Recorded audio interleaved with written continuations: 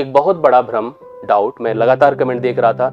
पढ़ाते समय एक टीचर हमेशा जब अपने छात्रों की तरफ से एक रिस्पॉन्स पाता है पॉजिटिव, तो उसका फ्लो बड़ा अच्छा होता है।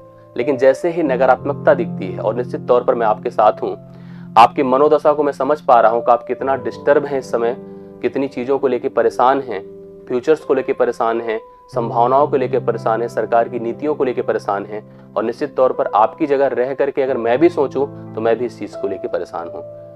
यह हमारी आपकी एक ह्यूमैनिटी, मानवता है कि हम आप एक दूसरे को समझ पा रहे हैं, सीख पा रहे हैं। लेकिन इसका सलूशन क्या हो सकता है, आप ये समझिए। इसका सलूशन एकदम से अपने आप, मतलब हर चीज में क्रिटिक्स क्रिएट करना, नेगेटिव बन जाना, हर चीज का एक रास्ता सोच लेना बंद हो जाए, ये सारी चीजें खत्म हो गई, ये सलूशन नहीं है कि सब कुछ खत्म हो गया है। ऐसा कुछ नहीं है। आप जो है संभावनाएं देखिए, अवसर देखिए। मैं आपकी फीलिंग, मनोभावना, सारी बातें समझ पा रहा हूँ। सरकार ने क्या रिजल्ट दिया, किस प्रकार से सरकार बिहेव कर रही, कैसे हमारे सामने जो है हमारे सामने कैसे आंसर्स आ रहे हैं, किस प्रकार से चीजें आ रही हैं, तो मैं समझ रहा हूँ कि आप परेशान हैं। लेकिन मैं आपको फिर भी एक छात्र की जिम्मेदारी भी समझाऊंगा कि आप एक कंपटीटर हैं, कंपटीशन की तैयारी कर रहे हैं, तो निश्चित तौर पर आपको कंपटीशन को अपने अंदर ना जोड़ के रखना चाहिए। आप ये मत सोचिए कि हमें, जैसे आज हमने प्रिपेयर करना शुरू किया और हम कल को ही वैकेंसी देखें, नहीं। कंपटीशन में आपको समय देना पड़ता है। यह आपकी एक जॉब है जिसमें आप निधिगत तरीके से लगातार लगे रहेंगे, तभी जाकर के इसका प्रतिफल मिलेगा।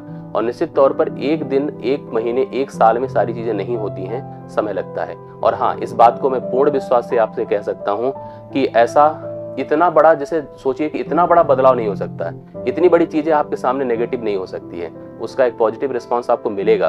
आप धैर्य रखिए, आप भरोसा रखिए। लेकिन आप एक दिन में सबको तैयार भी नहीं कर पाएंगे, इसलिए एज ए टीचर हम आपको पढ़ाते हैं। अब आप हमको नेगेटिव बना दे, सर पढ़ाई क्यों रहे हैं, नहीं आ रही वैकेंसी, नहीं चीजें हैं, तो हम क्यों पढ़ें, क्यों करें। जाहिर सी बात है कि भाई ऐसा तो पढ़ना और वैकेंसी ना आना दो अलग अलग चीजें हैं, इसको ध्यान से रखिए। भले आप लगता है कि हम सब एक बराबर चीजें हैं, पढ़ना और वैकेंसी ना आना या कोई कमेंट पास हो जाना विधानसभा में, दो अलग अलग चीजें हैं। पढ़ने को आप मत जोड़िए। मैं आपको फिर बताऊंगा कि पढ़ना आपको काम आएगा, और निश्चित तौर पर आज नहीं तो कल आएगा। आप हमसे कह दो सर आप पढ़ाना ही बंद कर दो, हम क्यों पढ़ें, हम क्या करें, हम हतोत्साहित हैं, हम डिस्टर्ब हैं, निश्चित तौर पे हैं। लेकिन इसका सेंस पढ़ने से मत जोड़िए।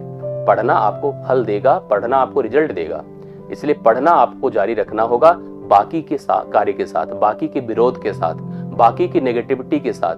आप जब पढ़िए, जैसे हम लोग के साथ आप सोचिए, हम जैसे हमारा काम पढ़ाना है, हमारे जीवन में चाहे लाख की प्रॉब्लम्स आ रही हों, हमारे परिवार में, हमारे प्रोफेशनल लाइफ में, पर्सनल लाइफ में, तमाम जगहों पर जहां भी समस्या आती होगी, वो पेशेंस सोचिए कि हम जब खड़े होते हैं यहां पर तो सब चीज भूल जाते हैं, क्योंकि ये सबसे बड़ा टास्क है, हमारी जॉब है।